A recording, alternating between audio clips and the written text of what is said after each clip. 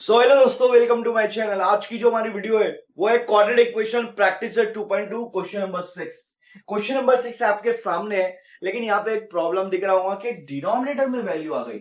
अब जब आप डिनोमिनेटर में वैल्यू देखते हो तो आपको थोड़ा सा प्रॉब्लम होता है कि यार ये क्वेश्चन थोड़ा हार्ड लग रहा है। ऐसा कुछ नहीं है।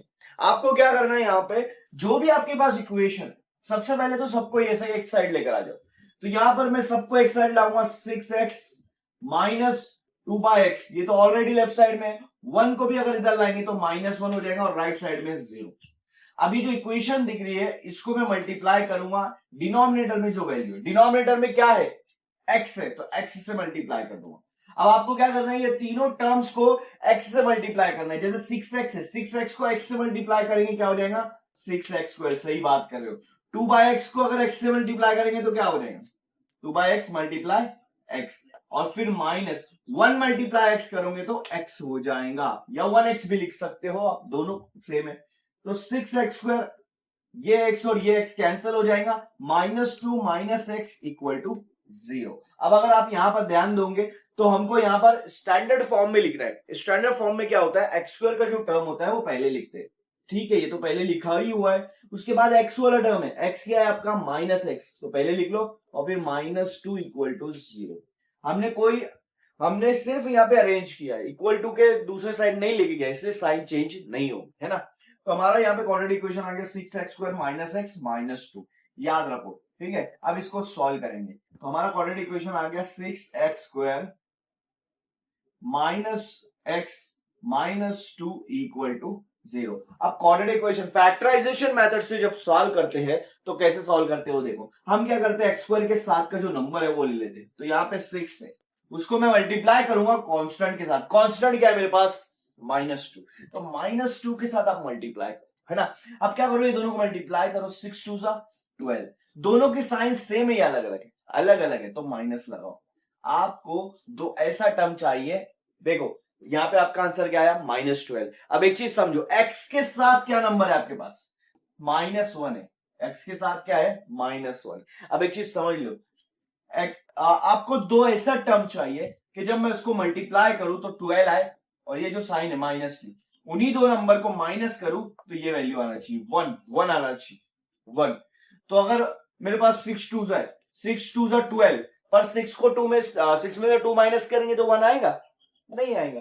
फिर उसके बाद क्या कर सकते हो, उसके बाद दूसरा है हमारे पास 4 मल्टीप्लाई 3। अगर 4 3 से करूंगा तो 12 आएगा, और 4 में से 3 माइनस करूंगा तो क्या हो जाएगा, 1 आएगा। मतलब मेरे पास दो टर्म्स कौन से है, 4 और 3, है ना।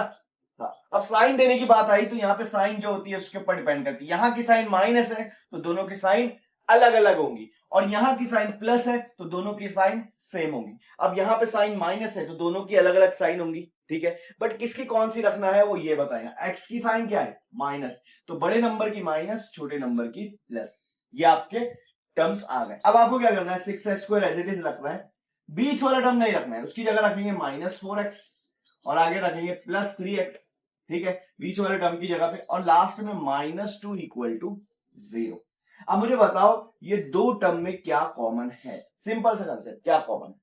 अगर आप देखोगे 6 और 4, 6 और 4 दोनों सेम टेबल में आते हैं क्या, आते हैं। कौन से टेबल में, 2 के टेबल में। तो 2 कॉमन निकालना है, जिस टेबल में दोनों आते हैं उस टेबल, उस नंबर को कॉमन निकालना है।